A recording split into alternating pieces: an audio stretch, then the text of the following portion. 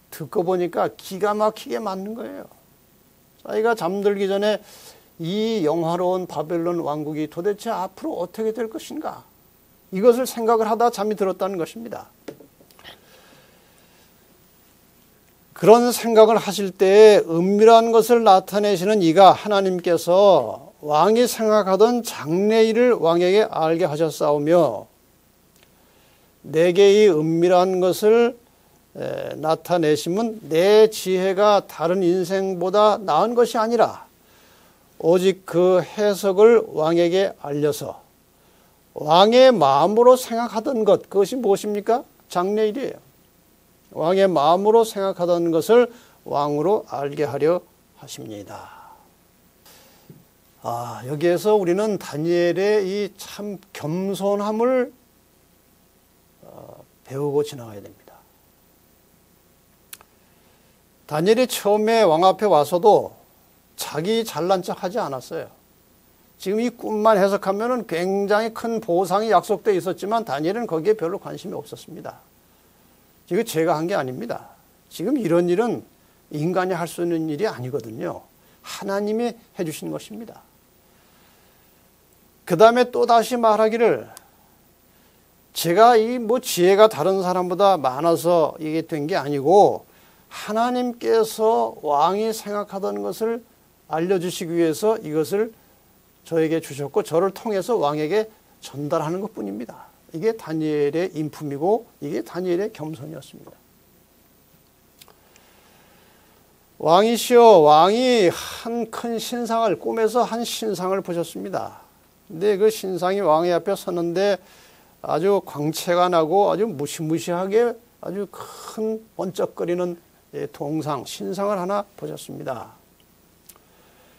근데 이것은 미래의 역사입니다. 장래 일을 이 신상을 통해서 보여주셨다는 것입니다. 근데 그 내용은 이것입니다. 그 신상 우상의 머리는 정금이요, 가슴과 팔들은 은이요, 배와 넓적다리는 노시요, 그 종아리는 철이요, 그 발은 얼마는 철이요 얼마는 진흙이었나이다. 다니엘이 설명을 하는데 정말 놀라운 것입니다. 잊어버렸지만 말을 하니까 생각이 나는데 정확하게 자기의 꿈을 그대로 다 다니엘이 이제 설명을 하는 겁니다. 네, 왕이시여, 꿈이 그렇게 끝난 것이 아니고 또 왕이 보신즉 사람의 손으로 하지 아니하고 뜨인 돌이 신상의 철과 진흙에 발을 쳐서 부서뜨리매 때에 철과 진흙과 놋과 은과 금이 다 부서져 여름 타작마당에 겨같이 되어 바람에 불려 간 곳이 없었고 이 우상을 친 돌은 태산을 이루어 온 세상에 가득하였습니다. 이게 꿈입니다. 정말 기가 막힌 노릇입니다. 어떻게 자기가 밤에 혼자 꾼 꿈을 다니엘이 정확하게 그대로 다 가지고 온 것입니다. 전반적인 꿈의 내용은 이것이죠. 왕이 꿈속에서 이런 신상을 봤는데 돌이 내려와서 이 발을 내려친 것입니다. 그러니까 이게 산산조각이 나서 다 흩어져 버리고 이 돌이 점점 커지더니 세상에 가득 차게 되었다. 그것입니다. 한번 보십시다. 이게 아마 이 느부갓네살의 왕이 꾸었던 꿈 같습니다. 신상을 보았습니다. 머리는 금으로 되어 있고 가슴과 팔은 은으로 되어 있고 배와 넓적다리는 노수로 됐고 종아리는 철입니다. 그리고 발은 철과 진흙이 섞여 있었습니다. 그런데 돌이 하나 떠서 날아온 겁니다. 그것이 이 신상의 발을 쳤습니다.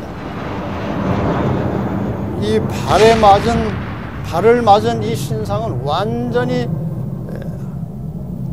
산산조각이 나서 다 흩어져 버리고 돌이 점점 커지더니 온 세상에 가득하게 되었습니다.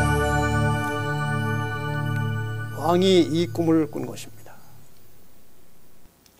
이제 왕은 해석이 궁금한 것입니다. 이제 수요일 소지에는 이 신상의 꿈을 해석하는 내용이 나옵니다. 자, 우선 이 신상은 왕이 궁금해하던 장래일, 미래 역사를 말하는 것이죠. 그러니까 왕이 지금 이 꿈을 꾼 지는 주전 603년이고 그가 이제 왕권을 가지고 시작한 지는 605년입니다. 그러니까 이 바벨론을 시작한 이 느부갓네살 왕이 605년에 이제 시작을 했으니까 앞으로 세상 끝날까지의 역사가 이 속에 들어있는 것입니다. 이 신상 하나 속에, 그리고 돌의 역사 속에 바벨론 이후에 이 세상 끝날까지의 역사가 다 들어있는 겁니다. 자, 이제 해석이 궁금합니다. 다니엘 2장 38절과 39절에 이제 다니엘이 해석을 시작했습니다. 왕은 곧 그 금머리입니다. 저 신상의 금으로 된 머리는 바로 바벨론 느부갓네살 왕 당신입니다. 왕이 잠시 기분이 좋았습니다. 머리가 가장 중요한 이 머리가 바벨론이고 그게 그 왕 당신입니다. 기분이 좋았습니다. 그러나 왕의 후에 왕만 못한 다른 나라가 일어날 것입니다. 셋째로 또 놋 같은 나라가 일어나서 세계를 다스릴 것입니다. 이렇게 해서 저기 신상에 나온 금은동 철은 바벨론 이후에 일어날 나라들을 상징하는 것입니다. 자, 우리가 이 역사를, 지나간 역사를 자세하게 공부할 필요는 사실 없기 때문에 제가 그냥 간략하게 역사책을 인용해서 빨리 설명을 드리고 넘어가겠습니다. 여기 한 세계사책에 보면은 이런 기록이 나와 있는데 정확하게 이 신상의 역사를 설명하고 있습니다. 신바벨로니아 수도 바빌론은 서남아시아의 상업과 문화활동의 중심지가 되었으나 북방의 신흥 세력인 페르시아에게 정복되었다. 바벨론은 페르시아에게 망했다는 겁니다. 그리스를 정복한 알렉산더 대왕은 당시 오리엔트 세계를 지배하고 있던 페르시아 군과의 전투에서 연전연승을 거두고 알베라에서 다리우스 3세를 격파하여 페르시아를 멸망하였다. 이 페르시아는 다시 그리스에게 망한 것입니다. 로마는 전후 3회에 걸친 전쟁에서 카르타고를 무찌르는 한편 그리스를 정복하여 마침내 기원전 2세기에는 로마가 지중해 전역을 지배하게 되었다. 여기 아주 정확하게 네 나라가 등장합니다. 바벨론, 그 다음에 페르시아, 그 다음에 그리스, 그리고 로마가 등장합니다. 자, 저 신상의 역사를 보면 정확하게 그 역사가 이루어졌습니다. 금으로 된 머리는 주전 605년에 출발한 바벨론을 상징하는 것이고, 그런데 묘하게도 이 바벨론은 이 금으로 표현하기에 적절했습니다. 이사야 14장 4절에 보면은 바벨론을 황금의 성읍이라고 해놨고, 이 느부갓네살 왕은 도시를 금으로 장식했다고 되어 있습니다. 그 다음에 은으로 된 저 가슴은 바벨론을 멸망시키고 주전 539년에 출발한 페르시아를 상징하는 것입니다. 실제로 페르시아는 최초로 은을 화폐 단위로 해서 세금을 징수한 기록이 나와 있습니다. 은나라였습니다. 그 다음에 세 번째 노스로 된 배는 페르시아를 정복한 331년 BC에 시작된 그리스를 상징하기에 적절했습니다. 이 그리스에 대해서는 역사적으로 놋그릇으로 물건을 교환한 역사가 있고 놋으로 만든 무기를 사용했다고 합니다. 그러니까 아주 이 모든 것이 매우 정확하고 적절하게 상징으로 이루어진 것입니다. 그 다음에 네 번째 올라온 이 철로 된 종아리는 주전 168년에 그리스를 정복하고 시작된 로마 제국을 말하는 것입니다. 이 로마 제국은 철갑으로 군인들이 무장을 하고 싸웠습니다. 매우 강력한, 철같이 강한 나라였습니다. 이렇게 해서 이 바벨론 이후의 역사를 보면은 이 느부갓네살 왕이 꾼 꿈 그대로 성취가 되었습니다. 근데 이게 우연한 역사가 아니고 이제 여러분이 조금 이제 특별한 이제 부분을 공부해 보겠습니다. 지금 이 일어났던 이방 나라들이요, 대체로 집중적으로 공격했던 나라는 이스라엘입니다. 이스라엘이라는 나라는 사실 애굽, 현재 이집트에서 출발했습니다. 거기서 이제 야곱의 가족들이 한 70명이 이제 이주해 가면서 거기서부터 이제 번성하기 시작해서 이스라엘 민족이 됐죠. 이 애굽이 이스라엘 민족을 말살시키려고 했습니다. 완전히 다 죽여버리려고 했습니다. 왜? 남자아이를 낳으면 다 죽인다는 것은 결국 멸종시키는 것입니다. 이건 바로의 아이디어가 아니고 이스라엘을 멸종시켜서 완전히 이 땅에서 없애버리려고 하는 사탄의 전략이었습니다. 그 다음에 아수르가 올라와서 남북으로 분열된 그 이스라엘의 북방 이스라엘 10지파를 완전히 멸망시켰습니다. 그 다음에 이제 아수르 다음에 올라온 바벨론부터 이 신상의 예언이 되어 있었습니다. 바벨론 나라는 유다 백성을 포로로 잡아갔습니다. 그 다음에 올라온 페르시아는 또 한 번 유다 민족들을 전멸시키려고 했습니다. 여러분 그 사건을 아시죠? 모르드게, 에스더, 하만에 관련된 사건을 통해서 이 하만이 왕과 합의해서 모든 유다인들을 다 죽이려고 했던 그런 음모가 있었습니다. 그러나 유다 민족들은 하나님께서 살려주셨습니다. 페르시 다음에 올라온 그리스는 이 유대 나라를 몹시 핍박했습니다. 성전을 모독하고 경전 모세 오경을 보지 못하게 하고 안식일도 못 지키게 하고 이스라엘 민족의 문화를 완전히 말살시키려고 했던 사람들이 바로 그리스 사람들이에요. 그 다음에 로마 제국은 유대인을 핍박한 것은 물론이고 창세기 3장 15절에 예언된 여자의 후손이 이 시대에 태어났고 로마가 예수 그리스도를 십자가에 못 박았습니다. 그리고 서기 70년에 유다 나라를 완전히 멸망시켰던 그런 나라였습니다. 자, 왜 이방 나라들이 이렇게 이스라엘을 못살게 공격을 했습니까? 지금 저 지도에서 저 원 안에, 타원 안에 들어가 있는 저것이 이제 저 지역이 주로 이스라엘 민족들이 이동해서 오고 갔던 그들의 지역입니다. 이 주변에 많은 이방 나라, 강대한 나라들이 있었습니다. 이 나라들이 여기저기서 이스라엘을 공격해서 이 이스라엘을 지상에서 쓸어버리기 위해서 굉장하게 투쟁을 하고 노력을 했습니다마는 유다 나라는 예수께서 오시기까지 망하지 않았습니다. 왜 이들이 유대 나라를 그렇게 이 땅에서 쓸어버리려고 노력했을까요? 애굽, 아수르, 바벨론, 페르시아, 헬라, 로마 이 나라들이 전체적으로 다 시대마다 이스라엘을 공격했습니다. 그러나 이스라엘은 넘어가지 않았습니다. 유다 지파가 남아 있었습니다.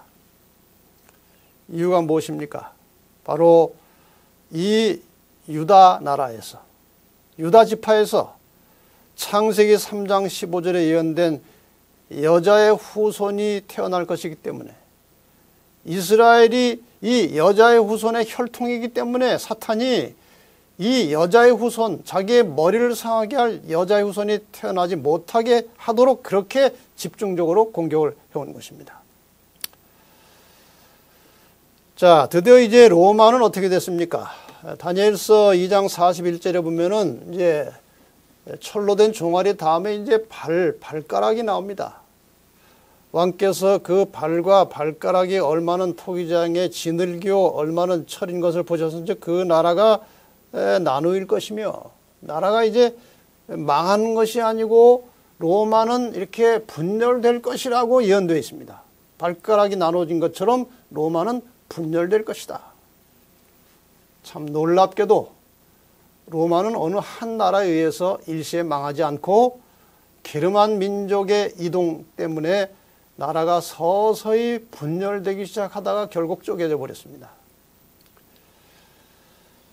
여기 세계사 책에 보면은 정확하게 이 문제를 언급하고 있습니다. 게르만 민족의 침입이 계속되어 로마의 재정은 급속도로 몰락해 갔습니다. 로마 제국은 395년에 동서로 분열되고 말았습니다. 이후 동로마 제국은 1452년 오스만 투르크의 멸망할 때까지 1000여 년을 더 지속했으나 서로마 제국은 476년 게르만 용병대장 오토 아케르에 의해서 멸망했습니다. 이렇게 해서 서로마가 망하면서 여러 나라들이 생겨난 것이 오늘날 그 유럽에 이렇게 모체가 된 것입니다. 그 당시 뭐 여러 나라 이름들이 있지만 현대 나라로 보면은 영국, 프랑스, 독일, 이태리, 스위스, 포르투갈, 스페인 뭐 이런 여러 나라들이 이제 이렇게 해서 이 쪼개진 로마에 의해서 시작이 되었다는 것이죠. 이 시대에 대하여 다니엘서 2장 43절은 이렇게 표현합니다. 왕께서 철과 진흙이 섞인 것을 보셨은즉 그들이 다른 인종과 섞일 것이나 피차에 합하지 아니함이 철과 진흙이 합하지 않음과 같으리이다. 다시 말하면 이 발가락 시대는 단순히 그 당시에 나누어진 열 나라를 넘어서 이 세상 역사의 마지막 때까지를 보고 있는 것입니다. 흙같이 약한 나라와 철같이 강한 나라가 섞여 있지만 합쳐지지는 않을 것이다. 그런 것입니다. 자, 그렇다면 다시 이제 이 신상의 해석으로 들어가서 이 끄트머리에 있는 철과 흙이 합쳐진 발가락은 로마에서 분열된 열국을 말하는 것입니다. 그 이후의 역사가 지금까지 펼쳐지고 있는 것이고 대략 설명하면 이런 것입니다. 현 시대는 철과 진흙이 섞여 있는 신상의 발가락 시대이며 철같이 강한 나라들과 흙같이 약한 나라들이 공존하고 있지만 하나로 합쳐지지 않는 마지막 시대를 말하는 것입니다. 어떤 사람은 이것을 가리켜서 아주 끄트머리에 와 있다는 뜻으로 발톱 시대라고 하는 사람도 있어요. 어쨌든 지금 역사는 거의 끄트머리에 와 있습니다. 사람들이 합쳐보려고 애는 쓰지만 뭐 유럽 연합을 해서 뭐 합치려고 애는 쓰지만 합쳐지지 않습니다. 그런데 이 느부갓네살의 꿈에 의하면은 이 인간 나라 역사의 마지막 장면은 돌나라의 출현입니다. 이게 굉장히 중요하죠. 그래서 목요일 소지에는 이제 이 돌나라에 대한 설명이 나와 있습니다. 이걸 잠깐 공부하겠습니다. 어쩌면 이것이 오늘의 가장 중요한 마지막 결론일 수도 있습니다. 자, 이 돌나라에 대한 설명은 이렇습니다. 왕이 보신즉 사람의 손으로 하지 아니하고 뜨인 돌이 날라왔다는 것입니다. 그동안 이 신상에 뭐 금은 동철, 그다음에 철과 진흙, 이 모든 것들은 인간이 만든 것입니다. 그래서 인간이 만들고 세워진 나라들은 결국 이 사람의 손을 대지 아니한 다른 세계에 의해서 망할 것이다. 끝날 것이다. 그것을 예언한 것입니다. 자, 그럼 인간 나라의 마지막 결론으로 나타난 돌은 과연 무엇이냐 하는 것이죠. 이 돌이 무엇이냐? 고린도전서 10장 4절에 보면은 반석은 그리스도라고 그랬습니다. 돌은 그리스도라고 그랬어요. 베드로전서 2장 4절에도 산 돌이신 예수께 나오라고 그랬습니다. 그러니까 이 성경의 반석 혹은 돌은 예수 그리스도를 상징하는 경우가 많습니다. 그래서 결국 이 열왕의 때 많은 나라들이 약한 나라 강한 나라들이 섞여 살고 있는 이 열왕의 때에 하늘에 하나님이 한 나라를 세우실 것인데 사람의 손을 대지 아니한 돌이니까 그것은 인간 나라가 아니고 하나님 나라라 그 말이죠. 이것은 영원히 망하지도 아니할 것이요 그 국권이 다른 백성에게로 돌아가지도 아니할 것이요 도리어 이 모든 인간 나라를 쳐서 멸하고 영원히 설 것이라.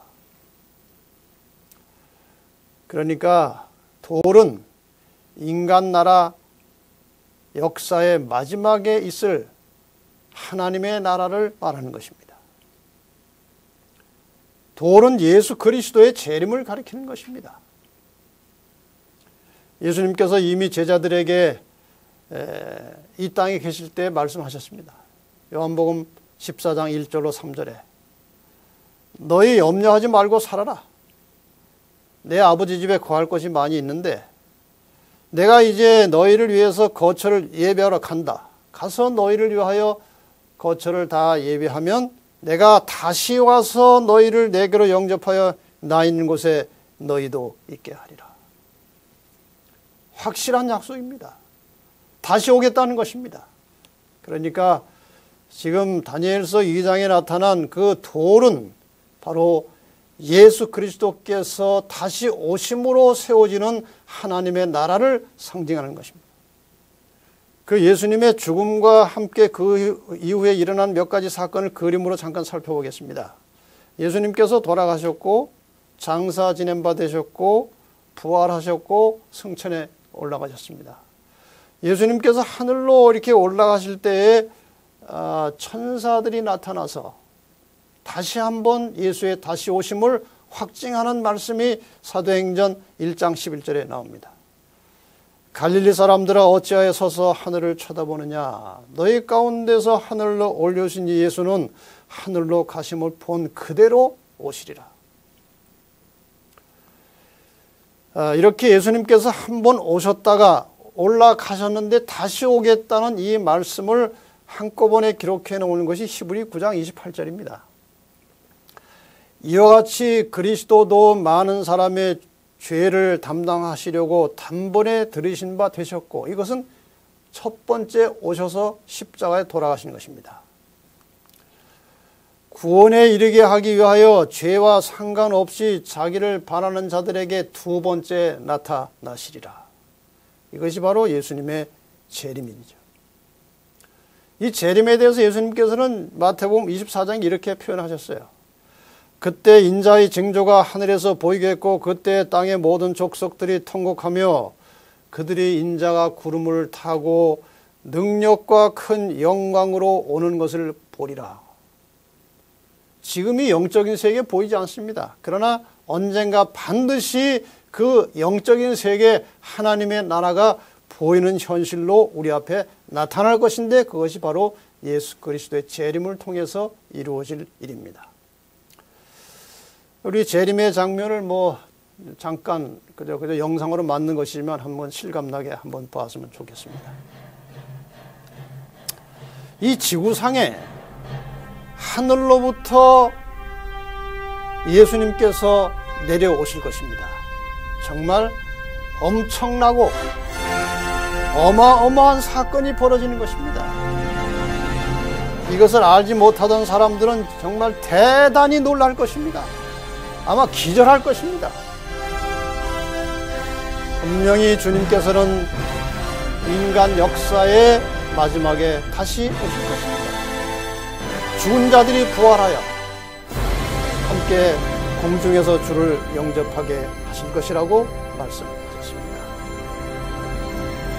여러분, 이 사실을 믿으시기 바랍니다. 많은 사람들이 노아 홍수를 믿지 않았지만 홍수가 왔습니다. 많은 사람들이 재림을 희롱하고 믿지 않지만 주님은 다시 오실 것입니다. 이것은 매우 중요한 것이기 때문에 우리가 좀 더 깊이 생각할 것들이 몇 가지 더 있습니다. 그래서 그 말씀을 좀 간추려서 드리고 마치겠습니다. 우리 신상에 나타난 인간 나라의 역사에 대해서 좀 더 우리가 한번 깊이 생각해 볼 것은 우선 기본적인 이 인간 나라와 하나님의 나라입니다.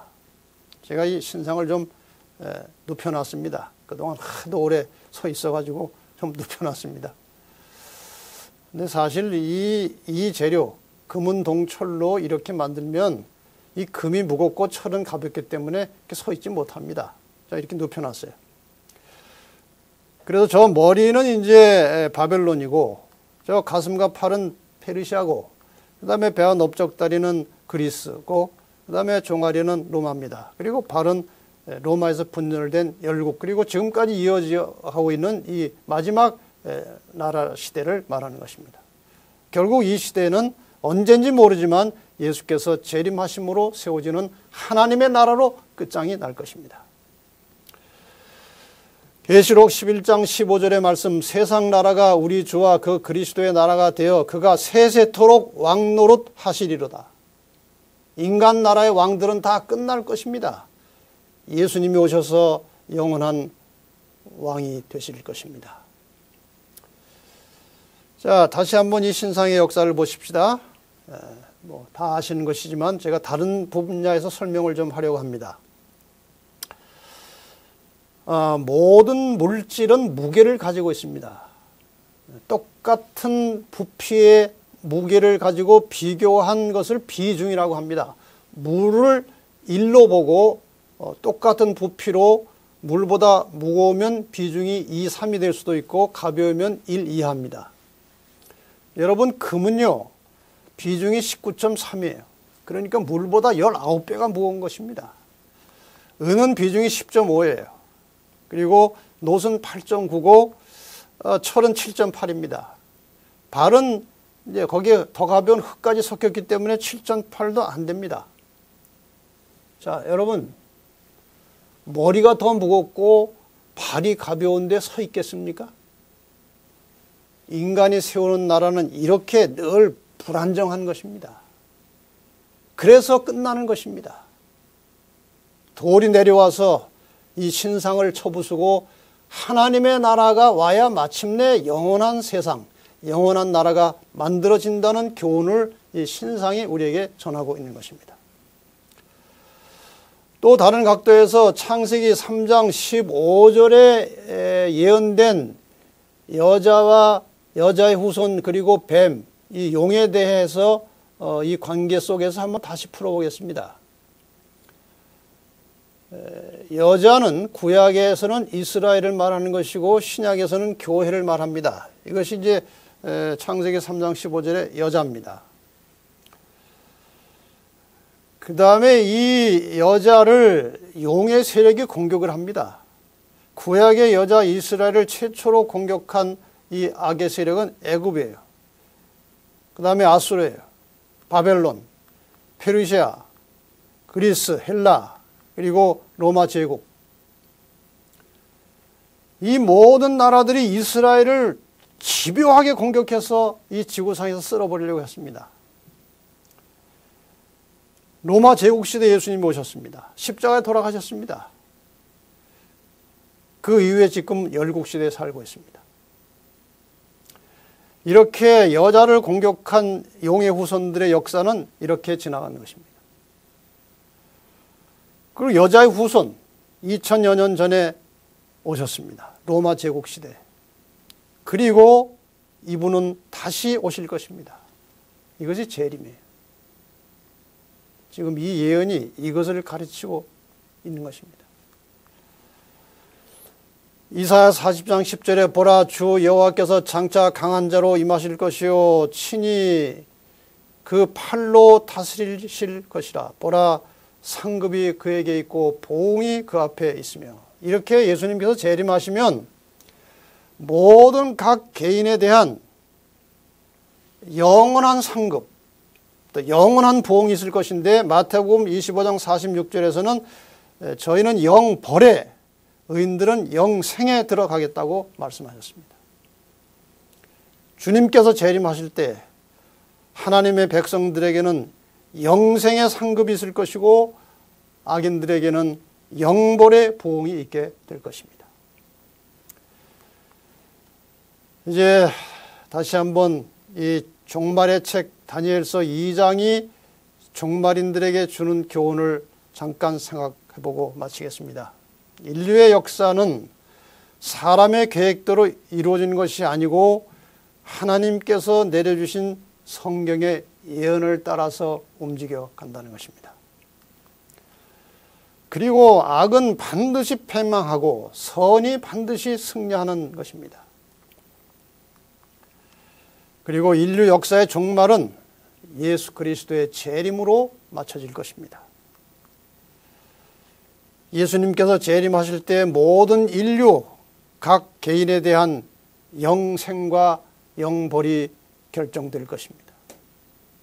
그런데 여기 영생에 들어갈 사람들의 특징을 이렇게 표현해 놓은 기절이 있습니다. 마태복음 21장 44절입니다. 이 돌 위에 떨어지는 자는 깨어지겠고, 여기 돌이 또 나옵니다. 이 돌이 사람 위에 떨어지면 저를 가루로 만들어 흩으리라. 이건 아주 매우 의미심장한 말씀이에요. 이 돌이 떨어진다는 것은 예수님의 재림을 말하는 것입니다. 그러니까 예수님께서 이 땅에 오시기 전에, 돌이 떨어지기 전에 우리가 먼저 돌 위에 떨어져서 깨어지는 경험이 있어야 된다는 것입니다. 여러분, 돌이 내려오기 전에 내가 먼저 반석 대신 그리스도에 떨어져 자아가 깨어지는 경험을 가지시기 바랍니다. 이것이 바로 거듭남의 경험이에요. 새로운 사람이 되는 것입니다. 그래서 아무쪼록 여러분, 이 다니엘서 2장을 통해서, 이 돌나라의 교훈을 통해서 여러분 깊이 생각하시고 지혜롭게 결정하시기를 바랍니다. 주님은 분명히 다시 오십니다. 그분이 오시기 전에 내가 먼저 주님을 영접하고 깨어지는 경험, 진정한 그리스도인이 되는 경험 하시기를 바랍니다. 주님 오시는 그날에 이 강의를 들은 모든 분들이 다 함께 그 영광스러운 주님의 재림을 맞이하게 되기를 바라면서 삶과 공부를 여기서 마치겠습니다. 감사합니다.